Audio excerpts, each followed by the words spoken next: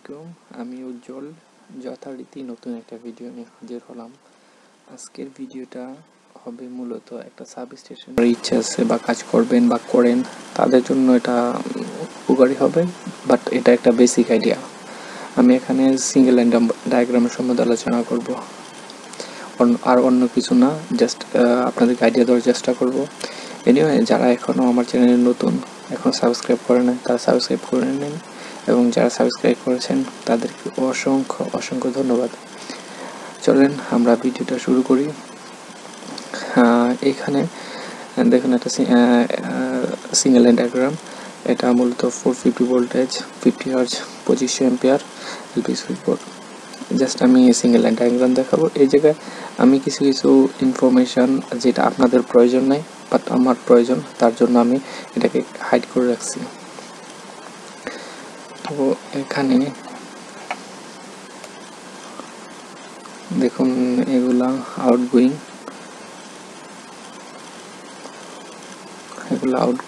আমি যাচ্ছি মেন পয়েন্টে যাচ্ছি।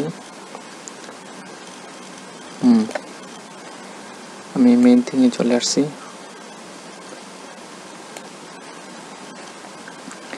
এই যে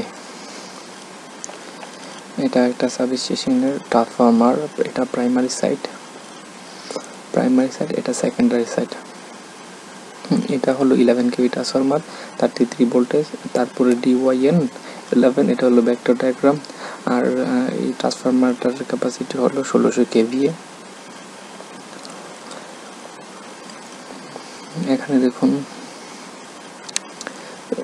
সিটি, এক্সটার্নাল আর্থ কানেকশন,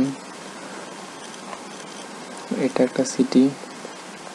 এটা হলো REF রিলে, REF 542। এটা মূলত 8 ভোল্ট রেস্ট্রিক্টিভ রিলে। এই যে কোডগুলা, সেই কোডগুলা আমি আপনাদেরকে দেখাবো। এগুলাতে অনেক বড় বড় মিনিং আছে। যারা মূলত সাবস্টেশনে কাজ করেন বা রিলের মধ্যে কাজ করেন তাদের জন্য এই কোডগুলা খুবই ইম্পর্টেন্ট।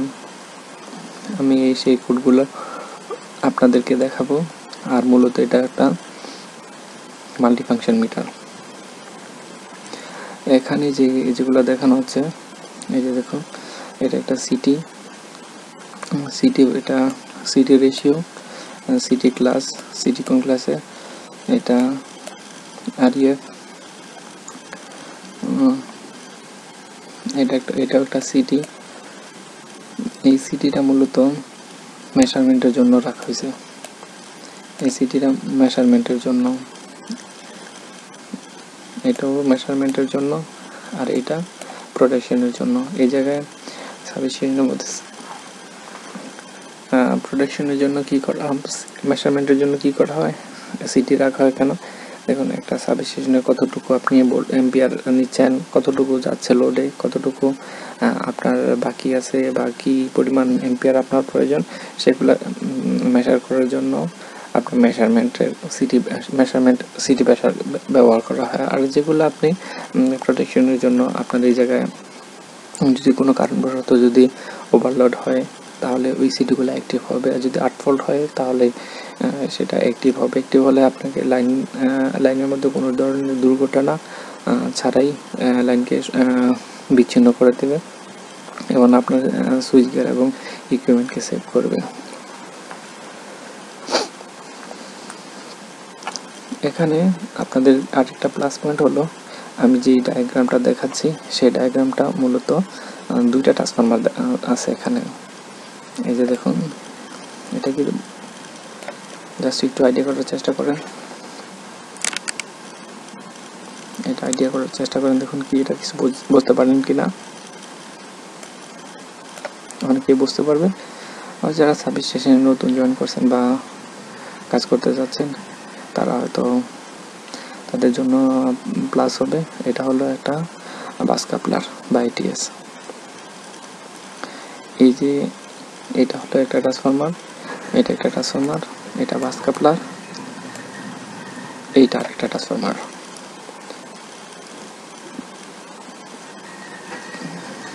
এটা একটা ট্রান্সফরমার।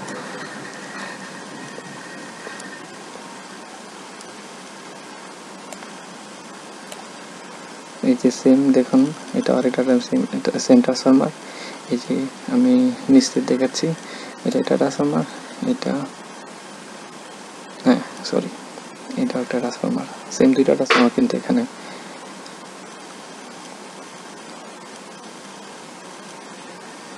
এই যে দেখুন TX1, এই জায়গায় TX1, এই যে এখানে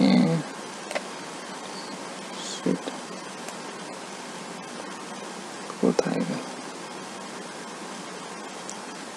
এই যে এখানে TX2, সরি প্রথমে আমরা TX2 দেখাইছি, প্রথমে TX2 তারপরে TX1।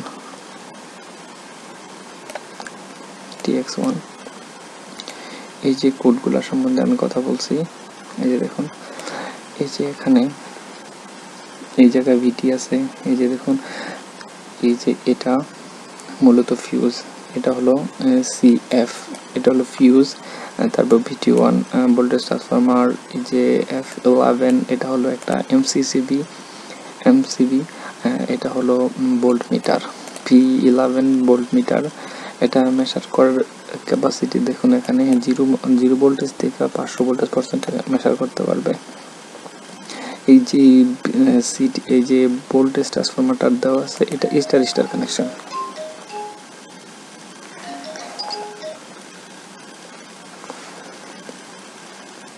আর এটা হলো এগুলা, এই সবগুলা দেখুন ট্রান্সফরমার, তারপর transformer delta connection, star connection, তারপর হলো এখানে সিটি চারটা সিটি।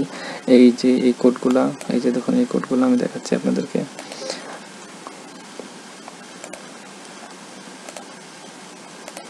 এই যে কোডগুলা, এই 86 লগ আউট রিলে, তারপর 51 over current, 50 instantaneous over current lock out relay, তারপর আছে এখানে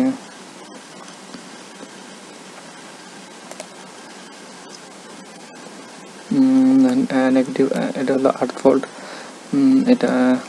এটা হলো ওভার কারেন্ট, এটা হলো ওভার কারেন্ট, এটা হলো negative earth fault, trip circuit supervision নয়, সরি দিস, এটা হলো একটু 95 trip circuit 95 is correct. Trip circuit supervision এগুলো কখন অ্যাক্টিভ হয়, যদি অলওভার রিলে, যদি কোনো রিলের মধ্যে কোনো সমস্যা হয়, তারপর যদি ওভার কারেন্ট ইনস্ট্যান্টিনিয়াস, আপনার যে পরিমাণ কারেন্ট যাওয়ার কথা পার সেকেন্ডে তা না গিয়ে যদি অন্য কারেন্ট যায়, তাহলে এটা হবে। তারপর আর্থ ফল্ট, 51 আর্থ ফল্ট, তারপরে এখানে পারফেক্টর, হার্জ, টিপ সার্কিট সুপারভিশন আমি অলরেডি বলে দিছি, আর্থ ফল্ট, এই যে এগুলা ওখানেও সেম এগুলাই আছে, জাস্ট আপনাদেরকে আইডিয়া দেওয়ার জন্য আমি এগুলো বলতেছি। এই যে এটা দেখুন, এখানে একটা ইন্টারলক আছে, এটা কি বলতে পারেন? এটা অনেকেই বলতে পারবেন। এটা হলো একটা ACB, এয়ার সার্কিট ব্রেকার। এটার ক্যাপাসিটি হলো, এই যে দেখুন IO রেটেড কারেন্ট, এটা হলো 3200, এটা হলো 4 পোল ACB। তারপর ICW এটা হলো ব্রেকিং, যদি কোনো শর্ট সার্কিট হয়, জাস্ট আমি সিম্পলি বলতেছি, যদি কোনো শর্ট সার্কিট হয় এতটুকু পরিমাণে 65 কিলো অ্যাম্পস, তার মানে 65,000 ভোল্টেজ 30 সেকেন্ড পর্যন্ত কোনো সমস্যা হবে না। যদি এর চেয়ে বেশি হয়, 3 সেকেন্ডের বেশি হয়, তাহলে এটা মনে করেন যে জ্বলে যেতে পারে বা বড় ধরনের কোনো দুর্ঘটনা হতে পারে। এই যে এটা D/O, এটা ড্রপ আউট, এটা রেকর্ড করতে পারেন। এই জায়গায় মূলত মোটরাইজ সিস্টেম, এই জায়গায় ইন্টারলক আছে ফ্রম BCB। যদি আপনার BCBতে কোনো রেকর্ড করা থাকে, তাহলে এটাতে আপনি কোনো কিছু করতে পারবেন না, আপনি রেকিং রেকর্ড করতে পারবেন না। প্রথমে এখানে এই ACBটা রেকর্ড করার পরে গিয়ে আপনি BCB এনার্জাইজ করতে পারেন, তার পূর্বে আপনি এনার্জাইজ করতে পারবেন না। এটা মূলত বলে দিছি। এই যে দেখুন এটাও same line 415 volt 2500 ampere 3 phase 4 wire 1800 same 80 kilo amps 80 kilo amps. এটা হলো আপনার ব্রেকিং ক্যাপাসিটি। যদি আপনার সার্কিটের মধ্যে যদি 80 ভোল্ট যদি কোনো দুর্ঘটনার কারণে আমরা নর্মালি জানি যদি কোনো সাবস্টেশন অথবা কোনো বৈদ্যুতিক লাইনে কোনো ধরনের বড় ধরনের দুর্ঘটনা হয় তখন তাৎক্ষণিক কারেন্টের পরিমাণ বেড়ে যায়। যদি আর্ক ফ্লাশ হয়, শর্ট সার্কিট হয়, তারপর যদি লাইন কেটে যায় তাহলে বিদ্যুতের পরিমাণটা বেড়ে যায়। তো তখন এটাতে যদি কোনো সমস্যা হয়, ধরুন 80 কিলো এমস পর্যন্ত এটা থাকতে পারে। 80 কিলো এমসের উপরে এম্পিয়ারের উপরে 80 কিলো এম্পিয়ার এর উপরে যদি যায় তাহলে এটা বড় ধরনের দুর্ঘটনা হবে। ইকুইভ্যালেন্ট 40K সেম 30 সেকেন্ডের জন্য। আর এই যে বাস কাপলার,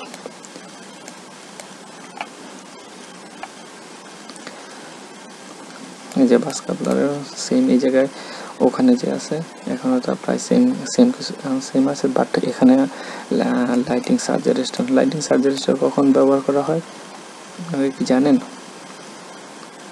লাইটিং সার্জ রেজিস্টার ব্যবহৃত হয় যখন আমাদের দেশে যখন থান্ডারিং হয়, যখন আমরা যেটা বজ্রপাত বা ঠাডা বলি কাজে বাংলা কথায়, যে ঠাডা পড়তেছে, যখন ওই সময় কি হয় ভোল্টেজের পরিমাণ বহুগুণে বৃদ্ধি পায়। সেটা মেশার করার মতো এখন পর্যন্ত কোনো ইকুইপমেন্ট তৈরি হয় নাই।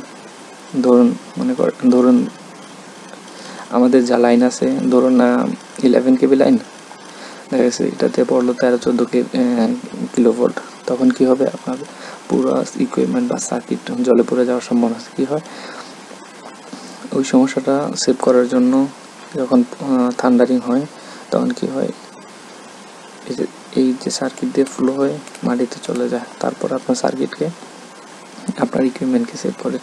এই যে এসিএফ, এটা হলো ফিউজ, এটা হলো ভোল্টেজ ট্রান্সফরমার, এটা হলো এমসিবি, এটা হলো voltage transformer, TTV terminal test block, এটাও যে কোডগুলো অলরেডি বলে দেওয়া আছে, টিপ সার্কিট সুপারভিশন, তারপর হলো আন্ডার ভোল্টেজ। এগুলো ব্যবহার করেছি এই কারণে যদি আপনারা যখন আপনি বাস কাপলার চালু করবেন তখন যদি এগুলো যদি বোথ সাইডে যদি প্যারালালি যদি ভোল্টেজ ডাউন থাকে তাহলে ক্লোজ হবে না, তার জন্য এগুলো দেওয়া আছে। সেম এখানে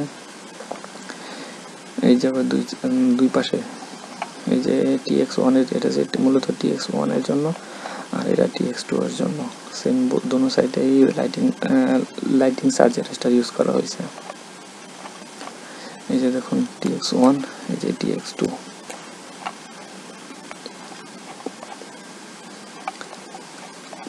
এই যে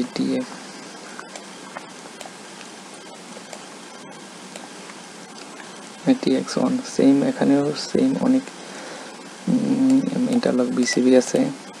তারপর এটাও বাস কাপলার, এটা আপনি রিমুভ করতে পারবেন। Fuse, voltage transformer, MCB, voltage transformer. তারপর এই যে এখানে বিটি ক্লাস, সিটি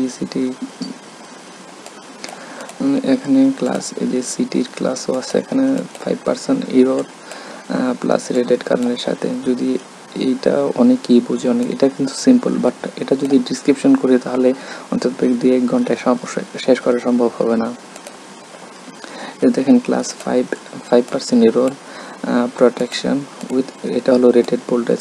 এর বেশি হলে আপনার সার্কিটকে সংযোগ বিচ্ছিন্ন করে দেবে। সেম এখানেও যে কোডগুলো আগে পূর্বে আলোচনা করা হয়েছে দেখুন। তারপর এই যে আমাদের দুইটা ট্রান্সফরমার, এখানেও যে দুইটা ট্রান্সফরমার আমার সাবস্টেশনে আসার পরে কি হয়েছে, আমাদের প্রয়োজন অনুযায়ী যদি আমি কোনো মেনটেনেন্স বা যদি একটা ট্রান্সফরমার যদি কোনো সমস্যা হয়, মূলত বাস কাপলার বা এটিএস, এটা বাস কাপলারও বলি আমরা, এটিএসও বলি। কেন ব্যবহার করা হয় এটিএস এবং বাস কাপলার?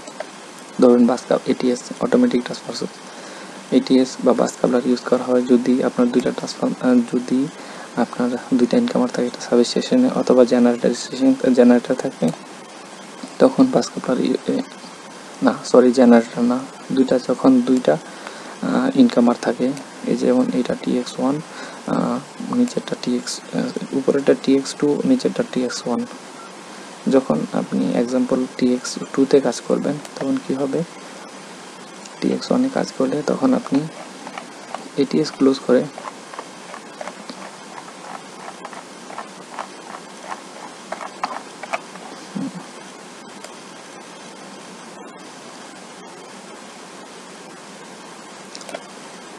ধরুন আপনি TX1-এ কাজ করবেন, আপনার শাটডাউন আছে বা আপনি কোনো মেনটেনেন্স করবেন বা কোনো কিছু করলে তখন কি করা লাগবে, তখন আপনি শুধু ট্রান্সফরমারে কাজ করতে পারবেন। আনটিল এখন পর্যন্ত আপনি কাজ করতে পারবেন। এটা হলো এই জায়গার ACB পর্যন্ত, এই ACB-তে কাজ করতে পারবেন, বাট ACB-র এখানে বাসবার এই যে এটা রেকআউট সিম্বল, জাস্ট এতটুকু একটা ACB-তে কাজ করবেন, ট্রান্সফরমারে কাজ করতে পারবেন, এতটুকু কাজ করতে পারবেন। আপনি ট্রান্সফরমারের মেনটেন্যান্স আছে বা আপনার শাটডাউন প্রয়োজন অথবা ট্রান্সফরমারের কোনো সমস্যা হয়েছে, আপনি এখানে ট্রান্সফরমার কাজ করতে পারবেন। করার সময় আপনি ATS ক্লোজ করে এটা ক্লোজ করে এই যে এটা ক্লোজ করে দিলে তখন আপনার লোড এখানে এটা বাসবার এই জায়গা থেকে এই জায়গায় আসবে, তখন আপনার এই পাশে যতগুলো লোড আছে আপনার লোডগুলো সক্রিয় থাকবে। আবার সেম যখন আপনি ট্রান্সফরমার 1-এ কাজ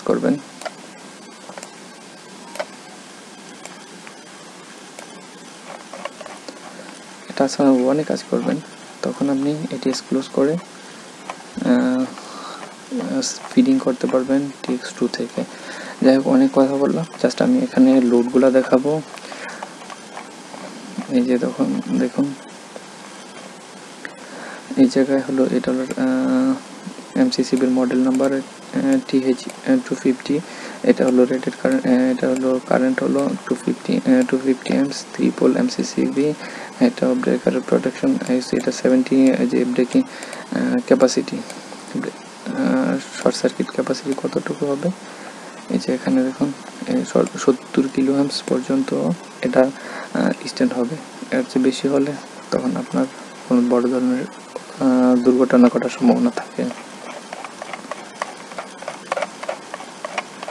জাস্ট এখানে আমি দেখাচ্ছি, এটা হচ্ছে TX1-এর যে আউটগোয়িং লোডগুলো আছে, এই যে দেখুন সবগুলো আউটগোয়িং TX1 থেকে এটা কত, এটার মডেল MCCB-র মডেল 63 অ্যাম্পিয়ার, এটা সেম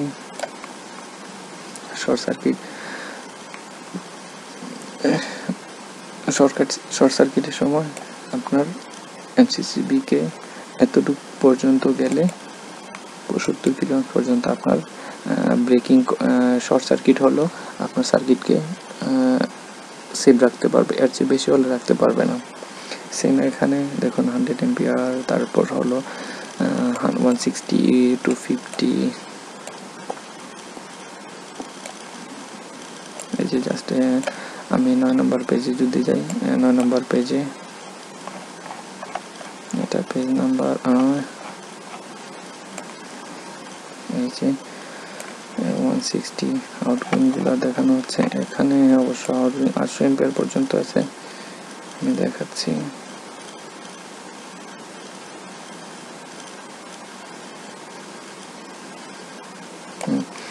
এই যে এটা হলো এটা TX কত, TX2 লোডগুলো বেশি, 400 অ্যাম্পিয়ার 4 পোল, তারপরে এই জায়গায় 800 অ্যাম্পিয়ার আউটগোয়িং ফিডার, সবগুলো আউটগোয়িং ফিডার,